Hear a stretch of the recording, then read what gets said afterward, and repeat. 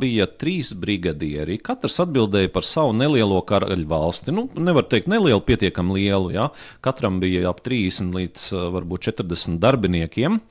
Nu, tad kas notiek? Tad šo te karaļvalstu brigadieri, protams, cīnās par resursiem, par ietekmi.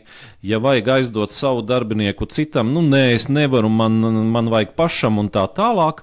Nu, un, protams, tas sākums man bija tāds diezgan, es varētu teikt, pesimistisks, jo tur, nu, es nezinu, ko te vēl varētu uzlabot, te jau viss tik perfekti. Nu, ko te vēl varētu darīt? Nu, pilnīgi ne. Tad pirmie kaut kā 4-5 mēneši bija, ko es te vispār varēšu vēl uzlabot? Te jau viss ir tā kā jābūt.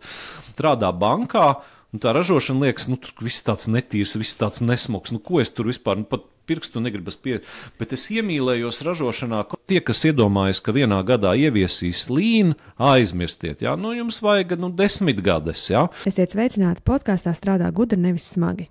Mani sauc Ilze Čerepko, un šajos raidījumos mēs runājam par to, kā sasniegt vairāk, tērējot mazāk resursus. Un šīs dienas raidījums ir 3. Lean līderības ciklā kopā ar Biznesa efektivitātes asociāciju.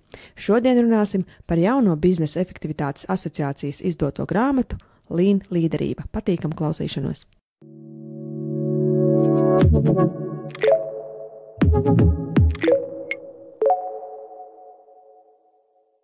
Šodien mans viesis ir Sandis Babris. Ar Sandi mēs jau tikāmies pagājušā gadā rudenī, un Sandis apsolīja, ka tad, kad būs jaunā Lean grāmata, tad Sandis nāks vēlreiz ciemos, un mēs runāsim par Lean grāmatu. Sandis ir no Brabantī Latvija, vadītājs, Biznesa efektivitātes asociācijas valdes loceklis, un šodien es gribētu uzsvērt vairāku grāmatu līdzautors, tādēļ šodien viss fokus ir par un ap grāmatām. Sveiki, Sandi! Sveiki, klausītāji! Sveiki, Ilze! Vispirms, tātad šī grāmata, par ko mēs šodien runāsim, nav pirmā, nevis jauna, nav pirmā. Pastāsti varbūt par iepriekšējām grāmatām, kuras ir izdevusi Biznesa efektivitātes asociācija, un ar ko tās atšķiras no jaunās. Jā, nu man tieši līdzi ir arī paņēmies, jā, tātad pirmā grāmata Lean risinājumi efektīvākam biznesam, tātad arī 4 līdzautoru kolektīvā kopīgi rakstījām grāmatu. Tas bija tālais 2014. līdz 16. gads, kad literatūras par Lean latviešu valodā nebija, un līdz ar to mēs vairāk rakstījām par to, kas ir Lean, kāpēc tas ir nepieciešams, ko tas dod uzņēmumam, ko tas dod darbiniekiem, ko tas dod īpašniekiem, vairāk par zudumiem, par ieviešanas procesu, nu tādas ļoti vispārīgas lietas. Nu, un, protams, uzrakstot pirmo, āķis bija lūpā, un vairākus gadus vēlāk nāca klajā jau nākamā grāmata. Ja? Un redzam, tāda arī pēc apjoma mazliet biezāka. Ja? Tad 2021. gads, faktiski rakstīšana bija no 19. līdz 21. gadam. Šī grāmata, tātad praktiskais Lean, kur jau mēs runājām par ļoti konkrētām metodēm, tātad apskatītas 30 populārākās metodes, kā soli pa solim katru no tām ieviest. Ja? Jo, piemēram, ja es vēlos ieviest 5S, tad uzšķiram nodaļu par 5S, un tā arī izlasām, kas ir jādara, kādos soļos, no kā ir jāuzmanās, un ir doti piemēri gan no pakalpojumu, gan no ražošanas nozares, jo tomēr tā darba specifika atšķirās. Nu, lūk, un tad, kad šīs 2 grāmatas mums ļoti veiksmīgi tirgojās, gan vienu, gan otru mēs jau 3 metienos esam atkārtot izdevuši, un, ja godīgi, tā pirmā grāmata pat vairs nav nopērkama, mēs sapratām, ka pieprasījums ir, ja, un tas faktiski radās no mūsu biedru uzņēmumu puses, kad vairāki eksperti un arī asociācijas izpildu direktore tika, aicināta līdzdarboties vai palīdzēt nodefinēt kritērijus, kādam ir jābūt, tātad Lean vadītājam, jo vairāk uzņēmumi gribēja veikt atlasi un, protams, gribēja nodefinēt, kādām prasībām, kādām domāšanas paradigmām ir jābūt šiem te Lean līderiem, un mēs sapratām, ka mums nav ko iedot, mums nav tas uzlikts uz papīra, un tieši tāpēc radās šī 3. grāmata. Jā, bet, Klau, tas uz papīra jau nav uzlikts nekur. Jūs to grāmatas saturu veidojāt tā kā paši no savas pieredzes, nevis no, nezinu, interneta dzīlēm. Tā sanāk, jā?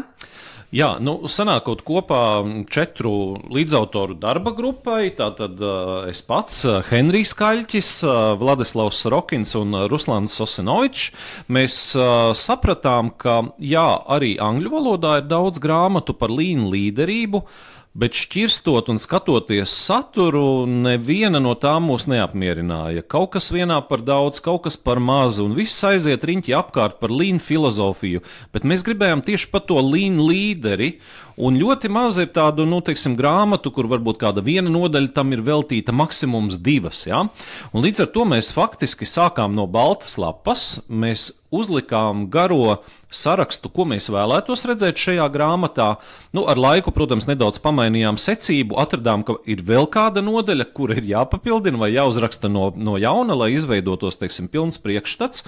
Un es teiktu, ka tā grāmata ir sanākusi tāda arī pasaules mērogā unikāla. Otra ar tādu tieši konkrētu saturu, nebūs atrodama. Klau, labi, tad ķersimies klāt varbūt šīm tēmām, kas ir grāmatā aprakstītas, bet, protams, mūsu mērķis nav pārstāstīt grāmatu, mūsu mērķis ir ieinteresēt klausītājus iegādāties šo grāmatu. Pirmais jautājums no manis, kas ir līna līderība? Jā, ja mēs skatāmies, kas kopumā ir līderība, arī bez līna, neliekot klāt šo te līnu, tad līderība ir cilvēka spēja ietekmēt citu cilvēku domāšanu, uzvedību un rīcību. Un ja mēs pieliekam klāt līnu, tad līna līderība, tā ir tāda veida līderība, kas nenovēršami veicina uzņēmumā līna kultūras izveidi, kas, protams, rezultējas ar pastāvīgas pilnveidojumu kultūras ieviešanu un iedzīvošanos uzņēmumā.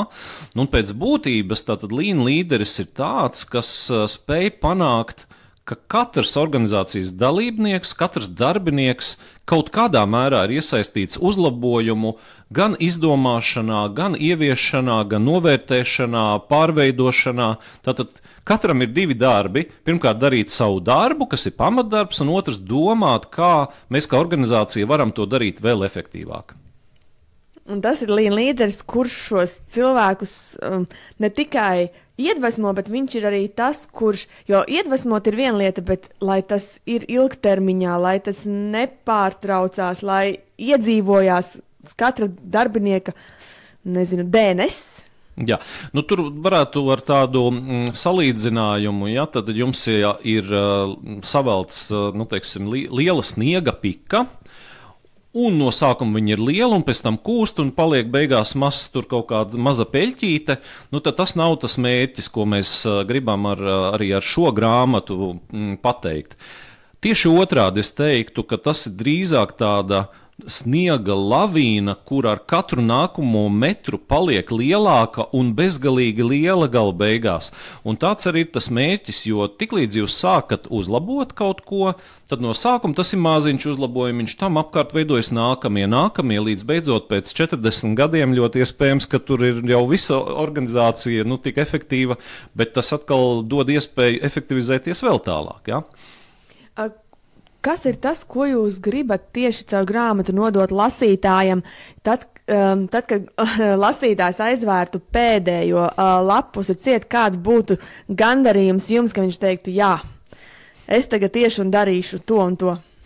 Jā, to, ko mēs secinājām arī veidojot šo grāmatu, tātad, tas, es negribētu teikt, ka ir pat 4 autoru vai līdzautoru gara darbs, tas ir drīzāk visu Latvijas efektivitātes ekspertu kopīgs darbs, jo tas, ko mēs darījām, mēs apkopojām 31 eksperta aptaujas anketas, un no tā radās arī šis te saturs.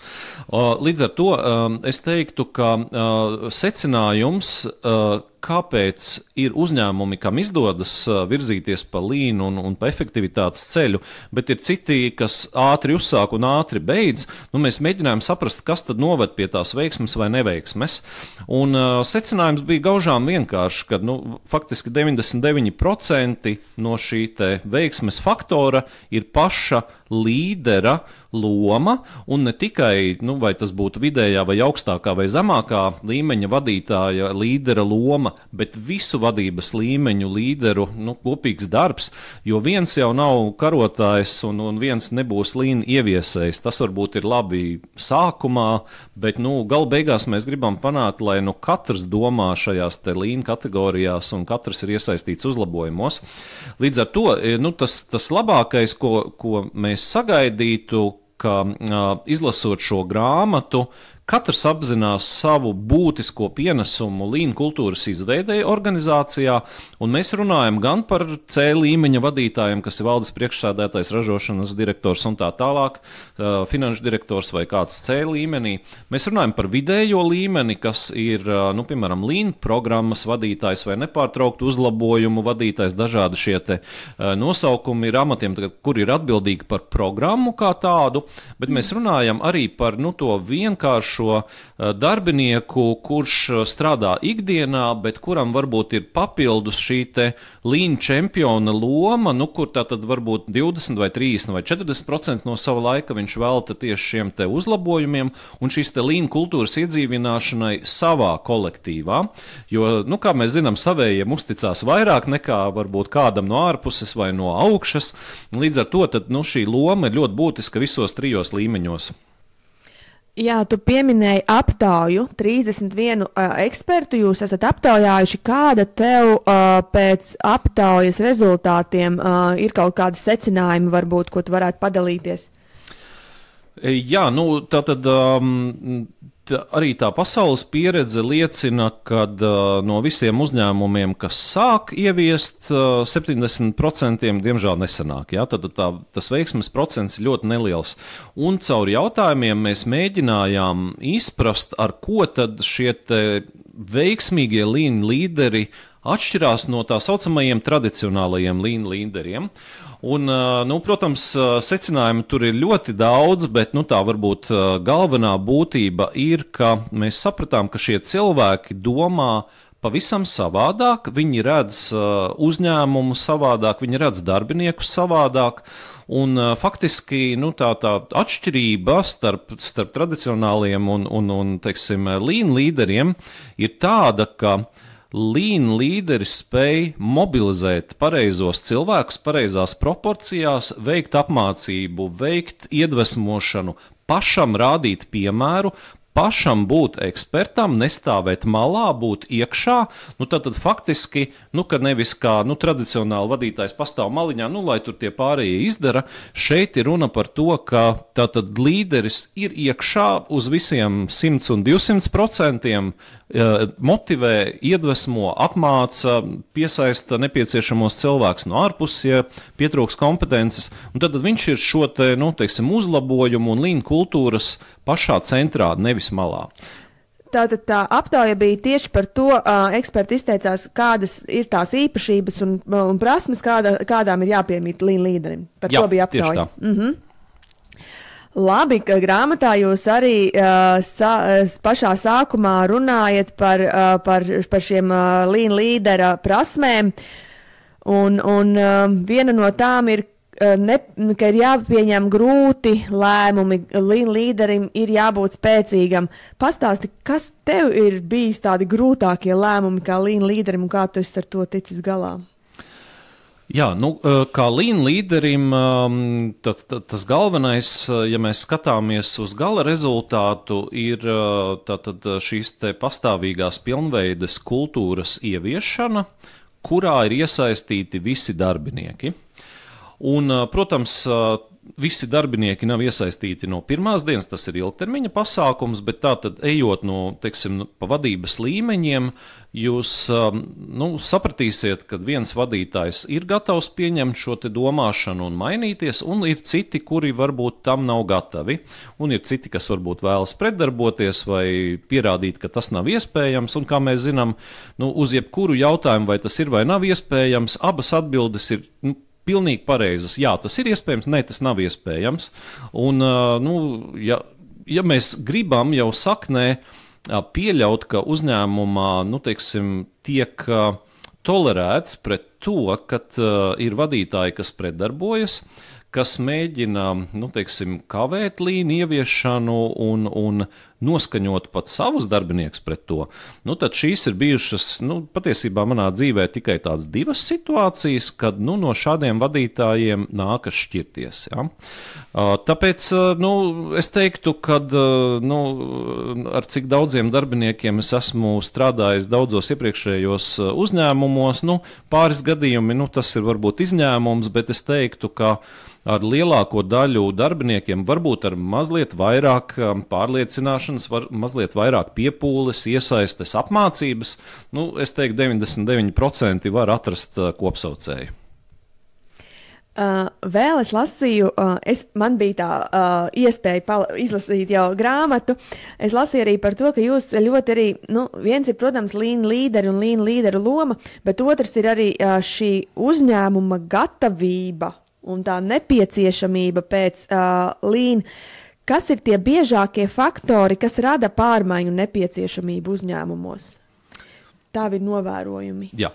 Es tad varbūt, lai nebūtu patiešām jāpārstāsta grāmatas saturs, es teiktu, ir tātad ārējie faktori, proti, no ārpuses, klients pieprasa vai pasaka, ka, piedod, mēs ar tevi nestrādāsim, ja tu nespēj iekļauties tādās kvalitātes vai cenas vai citās, rāmjos.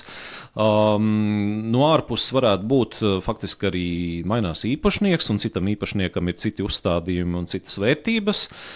Tad tas kaut kas, kas nāk no ārpuses, ja? Bet, protams, ir arī no iekšpuses. Ja? Tad iespējams uzņēmumā ir tāda iekšēja nepieciešamība kaut ko mainīt, un tad tiek meklēts, kas tās varētu būt. Šajā gadījumā tas varētu būt lean metodas, kas palīdz būt efektīvākiem, bet ļoti iespējams, ka gluži nejauši uzņēmumā, kur nav nedz ārēja, nedz iekšēja vajadzība, ienāk kāds, lean profesionālis ar iepriekšējo pieredzi, un nokļūstot vadītāja pozīcijā, viņam beidzot ir iespēja realizēt to, ko iespējams citos uzņēmumos viņš nav bijis spējīgs realizēt.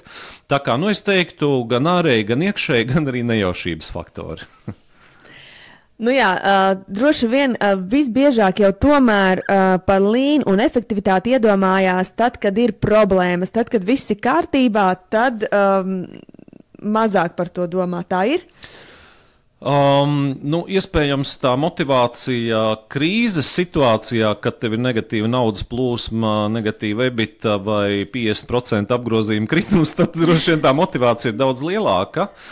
Tomēr jāsaka, ka tas labāk ir, protams, vēlāk nekā nekad, taču es teiktu, ka labākais laiks, kad sākt, ir tad, kad uzņēmumam ir ļoti labi, jo tas nozīmē, ko uzņēmumam ir labi, tad nav krīzes, tu vari fokusēties tiešām uz uzlabojumiem, uz kultūras maiņu. Visticamāk, tev ir nauda un brīvi resursi, tu vari atļauties vai iekšējos vai ārējos lean speciālistus piesaistīt. Tev ir arī iekšējie atbalsta speciālisti pieejami, vai tas ir no IT nodaļas, vai tas ir no tehnisko risinājumu izstrādes inženieru puses un tā tālāk. Es teiktu, tie labie laiki ir labākie, bet sliktie ir neizbēgamie. Parunāsim par pārmaiņu ieviešanas priekšnosacījumiem. Viens no priekšnosacījumiem droši vien ir komanda. Kā jau tu pirmie teici, viens nav cīnītājs. Kas ir tas, kā tu izvēlies savus komandas biedrus, locekļus, savu komandu, lai sasniegtu mērķus? Pirmais kritērijs priekš manis būtu, lai komandā ir daudzveidība. Ja tu pieņem visus, kas ir aptuveni līdzīgi domājoši, ar līdzīgām raksturīpašībām un tā tālāk, tad tā komanda nav ļoti efektīva, jo trūks daudzveidības. Lai uzlabotu, ir jābūt dažādiem viedokļiem un dažādiem redzējumiem un dažādām pieredzēm. Līdz ar to es drīzāk teiktu, ka nav tāda viena kritērija, pēc kura es varu atlasīt. Es drīzāk skatos, kas šobrīd ir komandā un kāda veida pieredze vai teiksim, kompetence vai personības iezīme ir nepieciešama klāt. Ja? Vai tu izmanto arī kādus personību tipu testus, vai tu vienkārši jau esi ar tādu trenētu aci uz cilvēkiem? Attiecībā uz vadības komandu jā, bet jāsaka, ka ļoti daudz nepieciešamība mainīt kaut ko vadības komandā man dzīvē nav bijusi, bet uz tiem dažiem, kur mums mainījās, tad es palūdzu ārējiem atlases kompānijām veikt šo te atlasi un novērtēšanu arī par personības iezīmēm, un jāsaka, ka mēs arī tādā savā lielā darbinieku iesaistē patiesībā pēdējā vakance, kas mums bija personāla vadītāja, pēc tam, kad divi labākie kandidāti man bija jau priekš sevīm nodefinēti, mēs tos tās abas atrādījām vadības komandai, kuri tad faktiski pieņēma lēmumu, kuru tad kolēģi mēs gribam redzēt savā komandā. Līdz ar to, pirmkārt, ne tikai tā novērtēšana no ārpuses, bet arī kā šis cilvēks varēs jau tādā labi iedibinātā kultūrā iedzīvoties, un to var pateikt tikai, skatoties no dažādiem leņķiem, un man ir tiešām veicies ar vadības komandu, kur katrs to pasauli redz savādāk, un tieši tā daudzveidība ir tas pozitīvais, kas mums arī ļauj attīstīties.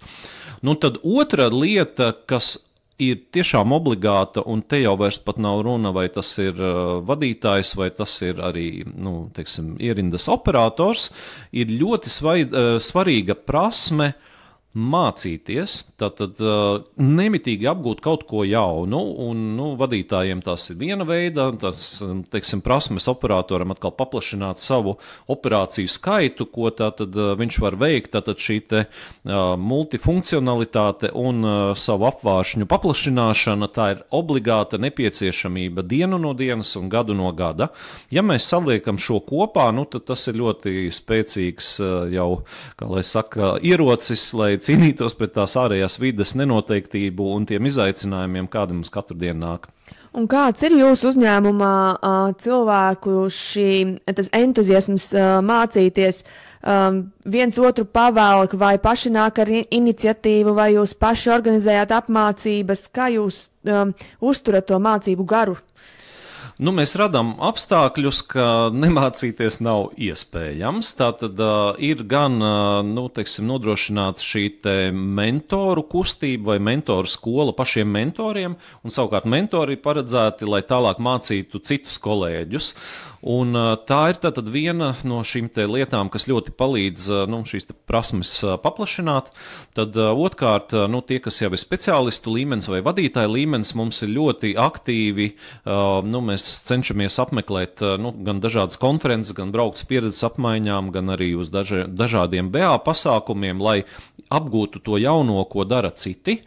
Tas mums ļoti palīdz, un, protams, viss, ko var piesaistīt arī ārējos speciālistus, un ir ļoti interesanti, kad es skatoties uz šo grāmatu, ko mēs esam rakstījuši, tātad es esmu piesaistījis tātad ergonomikas jautājumos Henriju Kaļķi, kā ārējo ekspertu, lai mūs, pacelt augstākā līmenī. Es esmu piesaistījis Ruslanu Sosinoviču, kurš ir tāds Latvijas guru par SMED, lai apmācītu mūsu tehniskos darbiniekus un operators tieši ātrajā nomaiņas principos, un arī Vladislavs Rokinu netik sen, lai ieviestu ūdens zirneklī, respektīvi waterspider, tātad materiālu apgādi darba vietās. Tā kā mēs ļoti mēģinam atrast, kas vien ir pieejams, un to piesaistīt, lai iemācītos un ietu tālāk. Brīnišķīgi! Katram tādu vadītāju, vai ne? Klau, bet parunāsim mazliet arī par pretestību un neiešanu līdzi pārmaiņām. Pagājušajā raidījumā pie manis viesojās biznesa coach un HR speciāliste Anita Gaile, un viņi savukārt no sava uzņēmuma veido tādu pārmaiņu vadības indeksu, un Anita minēja, ka tas viņu pārmaiņu vadības indeks atklāja to, ka lielākie pretinieki pārmaiņām tieši ir vidējā līmeņa vadītāji. Kāda ir tava pieredze un kura līmeņa darbinieki tev ir bijuši cietākais rieksts? Jā, es varētu piekrist, ka tieši vidējais līmenis ir tas, kas ir, tādi vislielākie jebkuru pārmaiņu pretinieki. Nav runa tikai par Lean, bet arī par jaunām IT sistēmām vai par jaunām politikām, stratēģijām, un tam ir ļoti loģisks izskaidrojums. Ja mēs skatāmies no Lean, kādu vērtību pievieno vidējā līmeņa vadītāji?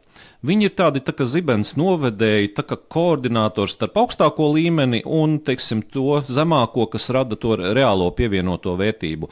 Un ja mēs skatāmies, augstākais līmenis domā par attīstību, stratēģiju, tātad cerams pievieno vērtību, lai uzņēmums nākotnē būtu konkurētspējīgs. Zemākais līmenis, tas ikdienas operatori un viņu vadītāji rūpējas, lai tiktu saražots vai sniegts pakalpojums, bet ko tad dara tie vidējie? Viņi starp vieniem otriem tā kā tāds piektais ritenis. Un ļoti, ļoti loģiski, ka viņi ar bailēm skatās uz jebkurām pārmaiņām, jo tas var novest pie viņu, teiksim, ne īpaši augstas, teiksim, pievienotās vērtības radīšanas, tās karaļvalsts izzušanai vai pilnvaru samazināšanai.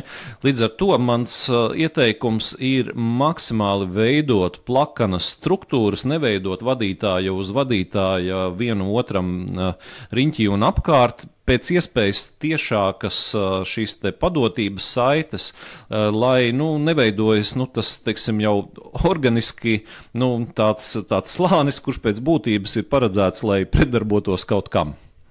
Tad jūsu uzņēmumā Brabantijā ir ražošanas vadītājs un ir darbinieki, vai starp ražošanas vadītāju un darbiniekiem ir vēl kādi iecirkņu maiņu vecākie?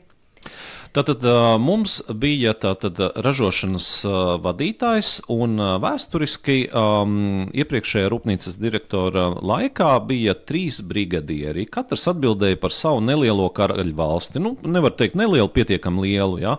Katram bija ap 30 līdz varbūt 40 darbiniekiem. Tad kas notiek? Tātad šo te karaļvalstu brigadieri, protams, cīnās par resursiem, par ietekmi. Ja vajag aizdot savu darbinieku citam, nē, es nevaru, man vajag pašam un tā tālāk. Un uz to visu skatoties, jau arī iepriekšējais rūpnīcas direktors jau no 3 bija samazinājis uz 2 brigadieriem. Tad palika 2, kas cīnās, bet tās cīņas jau atnākot man kā direktoram, es redzēju, tas ļoti neproduktīvas. Tā vietā, lai domātu par kopēju rūpnīcas labumu, katrs to deķīt velk uz savu pusi. Mēs arī likvidējām šīs pēdējās atlikušās brigadieru vietas. Līdz ar to tagad, kā mēs esam strukturēti, jā, mums nav brigadieru, kā varbūt līdz šim, bet mums katrai maiņai, jo mēs strādājam pamatā 2 maiņās un nedaudz ir 3. maiņa, gan 1. maiņai, gan 2. Un tad katru nedēļu šie cilvēki mainās, ir maiņu vadītāji. Bet šie vadītāji nav atbrīvotie, teiksim, vadītāji. Viņi arī iet, viņi ražo. Ir kaut kāds administratīvais darbs, kas jāizdara. Viena no šīm maiņu vadītājām ir mūsu Lean čempions uzņēmumā, kas koordinē visus uzlabojumus, darbinieku ideju, ieteikumus, skaita punktus un atseko, vai tas tiek izdarīts vai netiek izdarīts. Otra savukārt maiņu vadītāja arī palīdz HR vadītājai, personāla vadītājai. Līdz ar to ir kaut kāda šī administratīvā komponente, bet šie maiņu vadītāji piedalās arī ražošanas procesā. Un tātad viss par un ap tieši vadīšanu ir tikai un vienīgi ražošanas vadītāju kompetencē?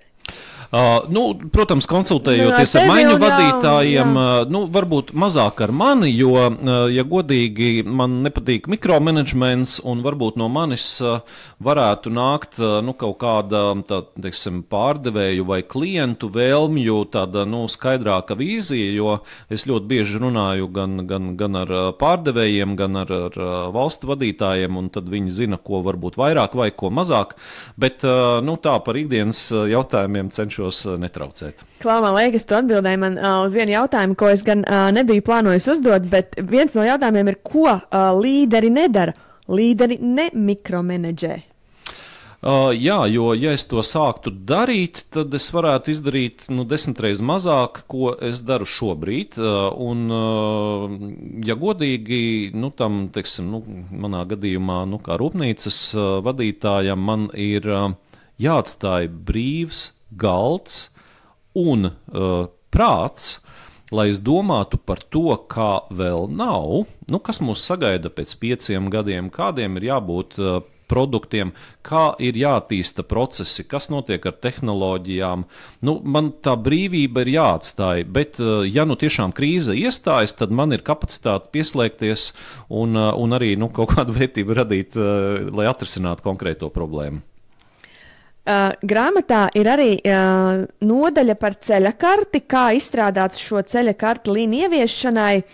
Kādas ir biežākās kļūdas, ko uzņēmumi pieļauj šīs ceļakartes izveidošanā? Domājot par šo jautājumu, es varbūt pakāptos soli atpakaļ un mēģinātu noskaidrot, kāpēc vai kādu mērķi vispār uzņēmums grib sasniegt, sākot ieviest līnu un sastādot šo te līnu ceļakarti vai līnu ieviešanas plānu. Un tā lielākā un biežākā kļūda vai problēma ir tā, ka caur līnu vadītājs, tas augstāk stāvošais, ir iedomājies, ka viņš tagad samazinās darbinieku skaitu par 30, algas nogriezīs par 20% un vēl visādas trakas lietas. Un, protams, ja tā ar tādu mērķi sāk, tad jūs varat likt, ko gribat tajā plānā, nekas nestrādās. Jo darbinieki nav muļķi, viņi redzēs, ka pirmais tur kaut ko sāka darīt, efektivizēt, un viņam atņēma trešdaļu darbinieks, atlaida un viss pārējais, tad ir kaut kāda negatīva šī jau fons. Bet ar ko ir jāsāk, ka tātad vai vispār uzņēmumam ir nodefinēta tāda vīzija un stratēģija, kuru drīkst rādīt darbiniekiem? Pirmkārt, sāksim ar to, jo daudzi uzņēmēji nemaz nerāda, jo labāk, lai viņi nezina. Bet tāda, kas arī aizrauj, jo tad, kad tu ieraugi, tad, ja mēs skatāmies, kā tad vispār līna radās, nevienam nezināms maziņš autoražotājs Japānā, kurš pēc izmēra bija 1000 reizes mazāks nekā viņu lielākie konkurenti Ford un General Motors, izvirzīja sev ambīciju kļūt par lielākajiem pasaulē. Un ja ir kaut kas tāds, kas tiešām tevi iemotivē un aizrauj, tad tu pavisam citādi skaties uz to, ok, šeit mēs ietaupīsim, šeit mēs samazināsim, bet mēs zinām, kur šo darbinieku mēs virzam tālāk. Tā faktiski ir nevis tā darbinieku samazināšana, bet darbinieku iespēja nākamajam karjeras solim, un ja uz to tā skatās pozitīvi, tad jūs varat likt gandrīz vai jebko tajā, ieviešanas plānā, jo viss, ko jūs darīsiet, jums arī izdosies. Un tā secība varbūt nav pat tik būtiska. Es esmu ar daudz uzņēmumu vadītājiem runājis, kā tad viņi veido šos te plānus vai ceļakarti. Citi uzskata, ka, piemēram, ja mēs vēlamies ieviest 5S, tad daram to pakāpeniski visā uzņēmumā. Ieviesām viss, tagad ķeramies smēt un atkal visā uzņēmumā. Citi atkal pieļauj citu pieeju, ka mēs ņemam vienu nodaļu, izdarām 5S, izdarām smēdi, izdarām vēl kaut ko, un tad šis ir kā paraugs otrajai nodaļai, kopējam, daram tur, un trešajai un 5. Ja?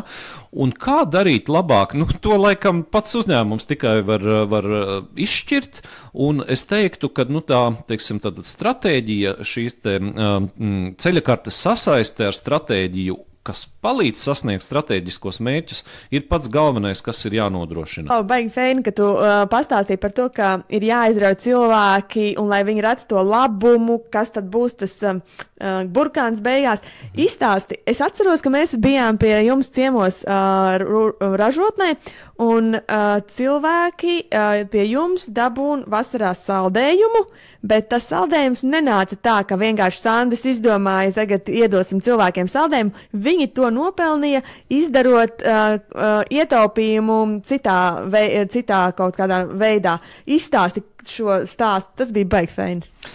Jā, tātad pavērojot, kas notiek pārtraukumu laikā, ja, tad mums ir 2 īsie pārtraukumi un 1 pusdienas pārtraukums, tad lielākā daļa darbinieku pusdieno un dzer kafiju un visu pārējo pie mums, mūsu nosauksim virtuvē. Ja? Un tas, ko es pamanīju, tad mums ir pieejams manuprāt, no Valmieras puses vests ūdens, kurš droši vien maksā kaut kādu naudu, un vienreizējās lietošanas gan glāzītes, gan krūzītes, kuras katru reizi tiek izmestas. Ja? Un tad es paskatījos uz to atkritumu kaudzi, ko mēs ģenerējam katru dienu. Tātad, pirmkārt, tas ir izmaksas pašām krūzītēm, glāzītēm un atvestajam ūdenim. Un no otras puses, tas ir, protams, atkrituma apsaimniekošanas izmaksas, un es parēķināju kopā tātad, ja mēs varētu atteikties no šī te piegādātā ūdens un no šīm te glāzītēm un ieviest vienkārši pāris trauku mašīnas, kurās mēs sametam savas glāzes, krūzes, tās izmazgājas un esam, kā lai saka, vidēji, teiksim, ilgspējīgāks uzņēmums, piesārņojam mazāk vidi, mēs ietaupam diezgan lielu naudu. Tad mēs domājam, tad ietaupam, bet varbūt kādam darbiniekam tas liksies, ka tas ūdens no pastendes dziļumiem nācis, nav tik labs kā tas, kas vests 200 km attālumā, piemetot mazliet chloru klāt. Tad, lai būtu burkāns, ja, kad mēs it kā kaut ko zaudējam, bet kaut ko iegūstam pretī, tad mēs pateicām, katru dienu katram darbiniekam ziemas periodā ir pa auglim, tas var būt apelsīns, banāns, mandarīns vai bumbieris vai vēl kaut kas, un vasarā, tur tas budžets tur nesanāca tik labs, mums sanāk 2 dienas nedēļā ir pa saldējumam. Varbūt, ja mēs labāku cenu noslēgtu šogad, varbūt sanāktu mazliet vairāk, bet pie tā mēs, protams, arī strādājam. Tad, respektīvi, budžets nemainījās, bet, nāca klāt kaut kādi iegūmi darbiniekiem, un es teiktu, ka, ja kādreiz piegādātājs nokavē vai nav atvedis laikā, tad ir diezgan liels satraukums, kā tas ir, ka nav. Jā, bet kādreiz nebija. Jā, un tas nozīmē, ka tad, kad bija šis rezultāts, ka nomainām dārgo ūdeni un šīs ērtās plasmasas krūzītes uz augļiem vai saldējiem, cilvēkiem nebija pretestība, pareizi? Nebija, jā. Tā kā mēs kaut ko ņemam, bet kaut ko dodam pretī. Jā, jo darbiniekam ir jābūt iegūmam pie jebkurām pārmaiņām, vai ērtāki darba apstākļi, vai uzlabot ergonomika, automatizētāki procesi, mazāka piepūle, lielāks atalgojums arī varētu būt, jo, ja darbiniekam ir, teiksim, augstāka kvalifikācija un viņš strādā ar sarežģītākām iekārtām, tad arī augstāka kompetence arī maksā dārgāk. Ja? Jā. Bet galbeigās droši vien jāskatās, ko tas nodara uzņēmuma peļņas un zaudējuma aprēķinam, un ja mēs redzam, ka tas rezultāts uzlabojas, tad ieguvēji ir visi, gan darbinieki, gan uzņēmums īpašnieki, klienti. Grāmatā daudz ir runāts arī par līderības lomām. Man te bija viens raidījums arī ar Ruslanu, kur Ruslans apgalvoja Ruslasinovičs, ka par līderiem piedzimst, skaidrs, tu esi piedzimis līderis, bet tev ir bijuši arī labi skolotāji.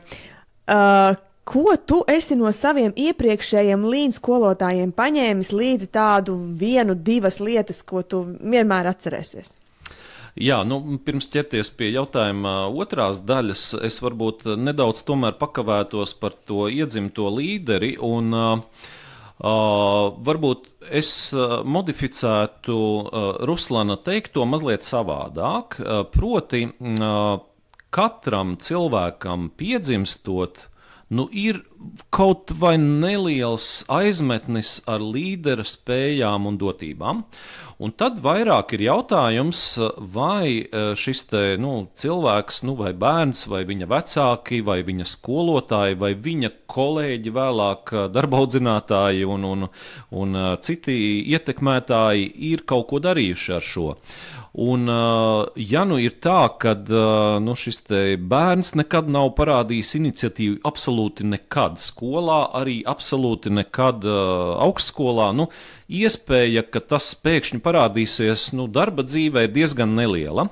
Bet dzīvē mēs redzam, ka tomēr pat pasīvākais darbinieks darbā nezin kāpēc ir numur viens, aizejot brīvajā laikā makšķerēt kaut vai saorganizējot novusa maču vai zolītes maču, vai vienalga kaut kādu sporta veidu darot. Kā tas var būt, ka tu esi līderis vienā situācijā, bet pilnīgi antilīderis citā?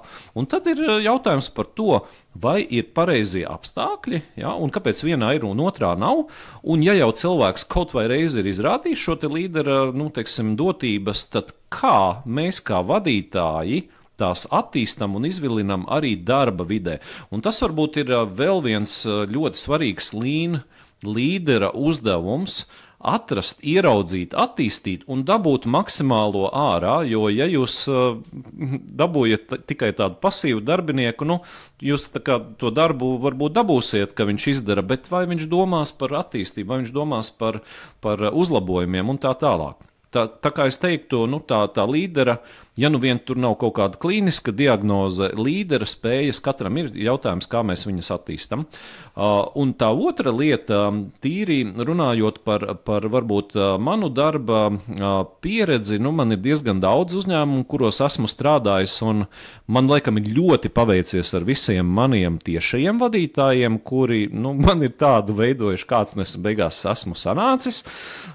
Bet runājot tieši par pirmo Brabantija Latvijas rūpnīcas direktoru, kas ir Georgijs Buklovskis, tātad ar viņu es iepazinos pat pirms vēl viņš bija rūpnīcas direktors. Un kā iepazināmies, mēs kopīgi ar citiem domu biedriem veidojām biznesa efektivitātes asociāciju, bijām 2 no 6 sākotnējiem asociācijas dibinātājiem, un ļoti aktīvi darbojāmies valdē pirmos 4-5 gadus, un jāsaka, ka es ļoti daudz mācījos no viņa jau tajā laikā, jo tad es strādāju bankā, un man nebija vadošā amats.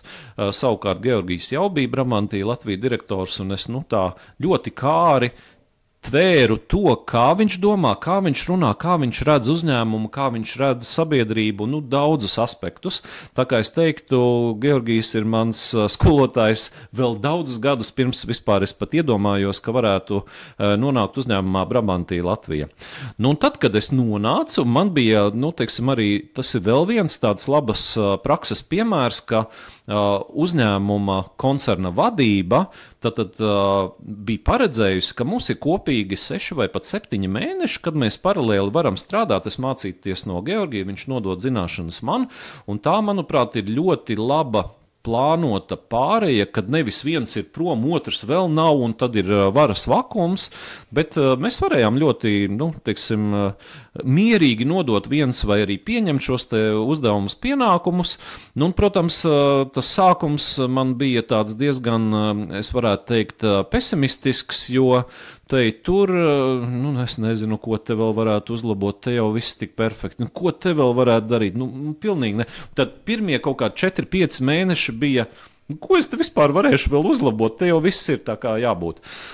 Bet, protams, jo tu vairāk iedziļinies, jo tu vairāk arī parunā ar cilvēkiem, pavēro, vienkārši pastāv krīt aplī un tā, tad tu sāc ieraudzīt, rekur zudumiņi, rekur, un te vēl, ja, un faktiski man jāsaka, ka šajos, tagad jau būs tūlīt 8 gadi, kopš es esmu Brabantija Latvija,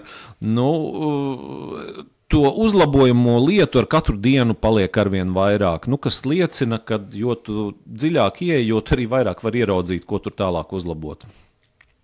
Un kas ir tā lieta, ko tu esi paņēmis no Georgija?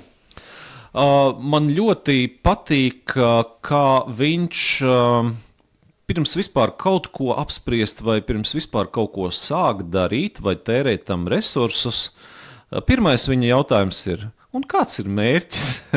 Jo varbūt gala beigās sanāk, kad mēs iztērēsim daudz laika, naudas un tā tālāk, bet mēs neko īsti nesasniegsim. Nu, tad priekš kam to ir darīt? Otkārt, ir milzīga pateicība Georgijam par to, ka viņš pavēra vispār Latvijā daudzu cilvēku, ne tikai manu, bet daudziem cilvēkiem acis par to, kas ir ierobežojuma teorija, tātad TOC. Un viņš vienkārši ieteica izlasi grāmatu Mērķis, Elijahu Goldrata grāmata, pēc kuras izlasīšanas es, burtiski iemīlējos ražošanā, jo, zināt, darbinieks, kurš strādā bankā, un tā ražošana liekas, tur viss tāds netīrs, viss tāds nesmuks, ko es tur vispār, pat pirkstu negribas bet es iemīlējos ražošanā kaut vai no šīs te grāmatas, redzot, kā savādāk vadot var sasniegt, daudz labāks rezultāts un ka ražošana patiesībā ir skaista, burvīga un ievelkoša, ja? Otra grāmata, ko viņš ieteica, bija tātad TOC grāmatvedība, ja, kas man atkal ļoti palīdzēja, jo kādu brīdi biju diezgan liela uzņēmuma finanšu direktors. Un kā paskatīties uz pašizmaksas kalkulāciju, kā paskatīties vispār uz izmaksām, kas ir mainīgas, kas ir fiksētas un ko tu vari ietekmēt un ko tu nevari ietekmēt un ko ir jēga ielikt pašizmaksā, ko nē, un kuros brīžos kā cenot, tas man ļoti palīdzēja arī gan esot finanšu direktoram, gan arī tagad turpinot darbu rūpnīcā. Klausanda, bet tu pats pieminēji TOC, tāpēc tiem, kas klausās un nezin, kas tas ir, jāpasaka dažos vārdos, kas ir tas TOC metodē domāšanu mainošais. Ja Lean, piemēram, saka, ka ir vienmēr jācīnās pret zudumiem, tad zudumi ir tas, kas ar dažādām Lean metodēm jāsamazina vai jālikvidē. Likvidēt, laikam, līdz nulē nevar, bet samazināt gan var.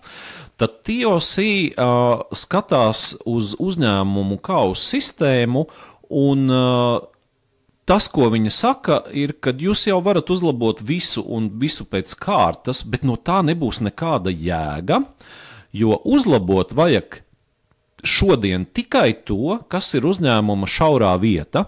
Proti, ja jums ir 10 iekārtas, bet viena no tām strādā 3 maiņās 7 dienas nedēļā un tā netiek galā ar visu apjomu, kamēr pārējās iekārtas tur strādā ar 50 vai 30% noslodzi, kāda jēga ir tās citas iekārtas dzīt uz 100%, jo jums vienkārši veidosies pārprodukcija, bet šaurā vieta nekad netiks galā.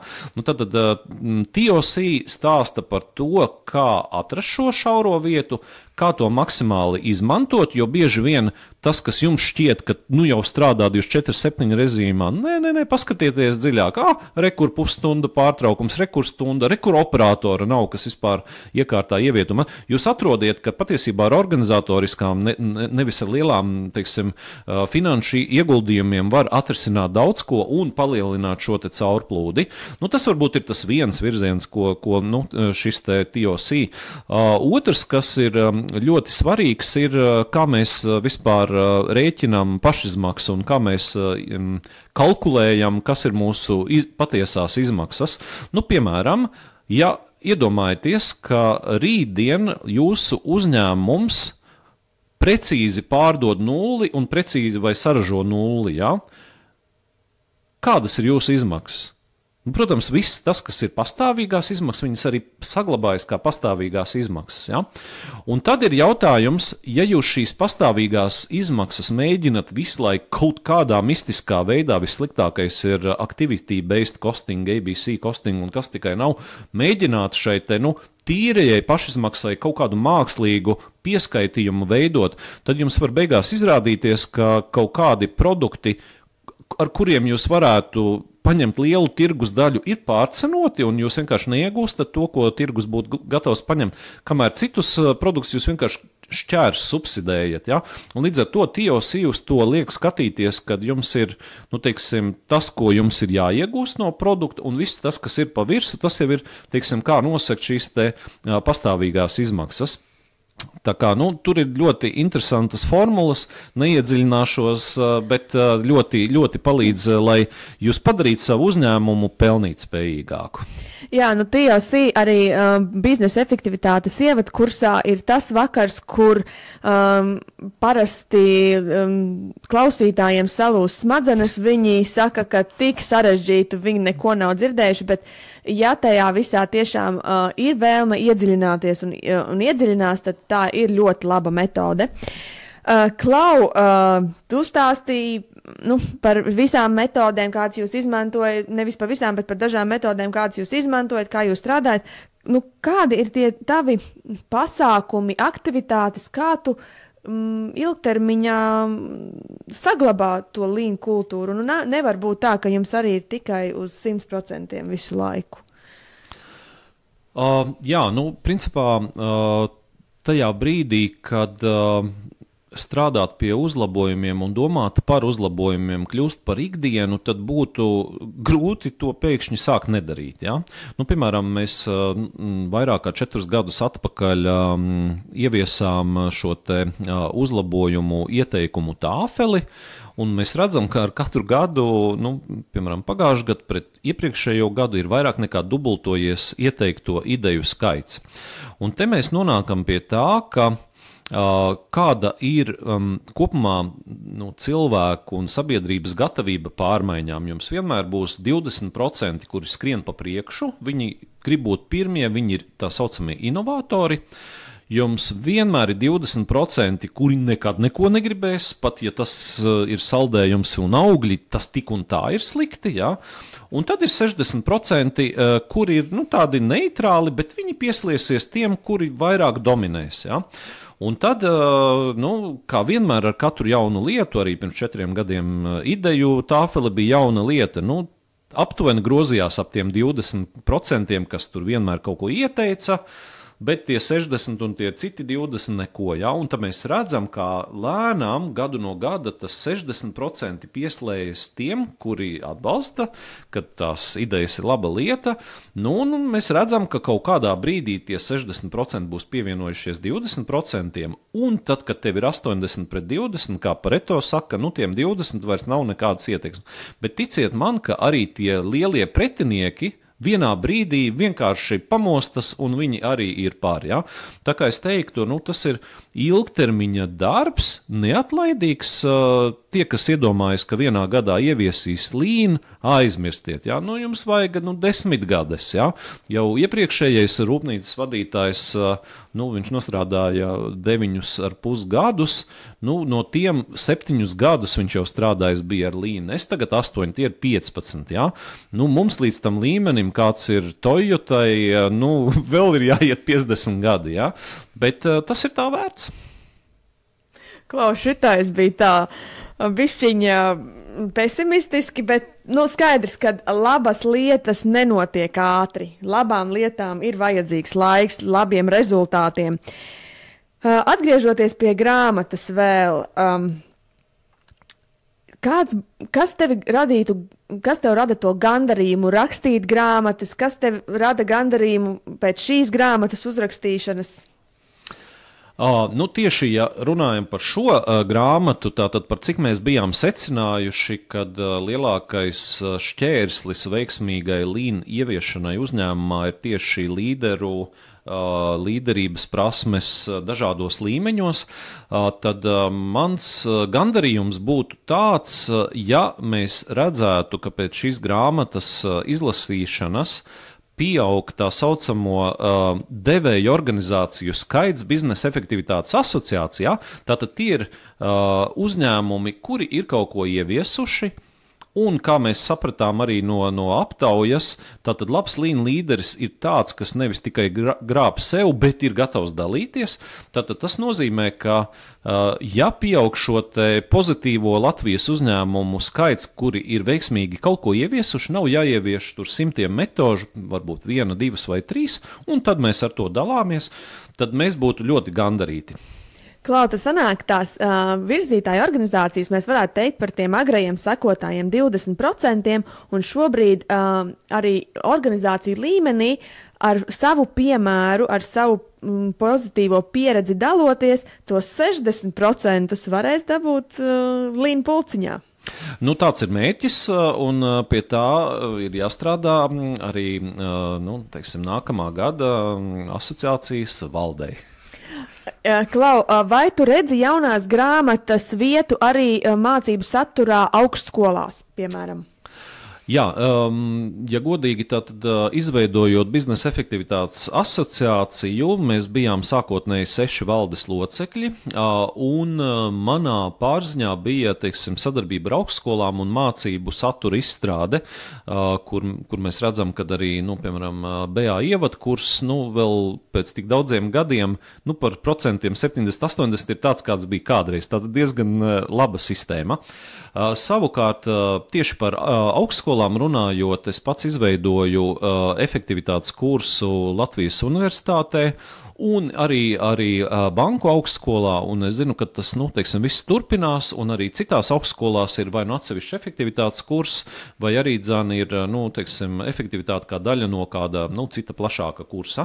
Un veidojot šīs 3 grāmatas, mums bija ļoti svarīgi, lai tās būtu zinātniski recenzētas un apstiprinātas kā oficiāli kā zinātniska monogrāfija, vai šajā gadījumā kolektīvā monogrāfija. Un visām 3 grāmatām šie procesi ir izieti un visas ir apstiprinātas. Tātad līdz ar to šie darbi ir uzskatāmi par zinātniski pamatotiem un apstiprinātiem. Labi, un par ko būs jaunā grāmata? Jaunajā grāmatā... Nevis jaunā grāmata, bet nākamā grāmata pēc šīs, jā. Nākamā. Ja mēs skatāmies, tātad pirmā grāmata, kas bija tie līna pamati vai pamatprincipi, ir izpirkta pat pēc vairāk kārtējas pārdrukāšanas, un mēs sapratām, ka varbūt vēlreiz nodrukāt nebūtu pareizi, jo grāmata radīta vairāk kā pirms jau 10 gadiem, no 14. līdz 16. gadam, un varbūt tie piemēri jau vairs nav tik aktuāli, vai arī teorija kaut kur jau ir gājusi uz priekšu. Ja mēs kaut ko darītu, es pieļauju, ka tas būtu par šo līnu pamatprincipi, zudumu veidi, tādas vispārīgas lietas, kas būtu pirmie soļi līnu vai kā tam līdzīgi. Ja? Jūs vienkārši šo pirmo grāmatu atjaunotu jaunākā redakcijā ar jau mūsdienīgākiem piemēriem un metodēm? Jā, domājams, ka tā. Kur var iegādāties līna līderība grāmatu? Jā, vislabākā cena būs www.efektīvs.lv, kas ir biznesa efektivitātes asociācijas mājaslapa. Šī jaunā grāmata, standarta cena ir 29 eiro, ieskaitot PVN.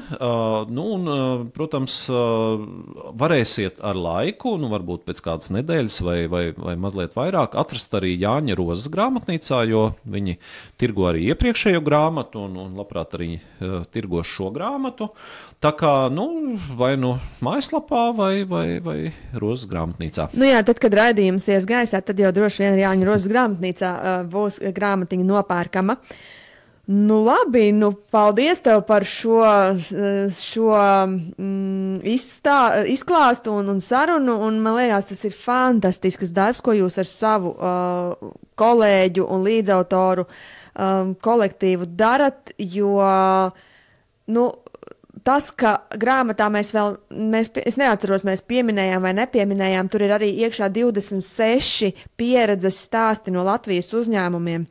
Un šie pieredzes stāsti tieši mūsu Latvijas uzņēmumiem ir ļoti vērtīgi, jo nav jālasa par uzņēmumiem aiz okeāna, Āzijā, kur ir cita kultūra, kur ir citi procesi, cita nauda un cita domāšana. Šeit ir tiešām mūsu pašu uzņēmumu šie veiksmes stāsti, kas ir tuvu mūsu sirdī. Tā kā paldies liels par to. Jā, paldies! Paldies Sandim par izsmeļošo stāstījumu, paldies, ka klausījāties, un uz tikšanos nākamajos raidījumos. Ja jums ir interese par šo tēmu, varat droši piesakot tādās platformās kā YouTube, Spotify vai Apple Podcast, un uz tikšanos nākamajos raidījumos. Visu labu!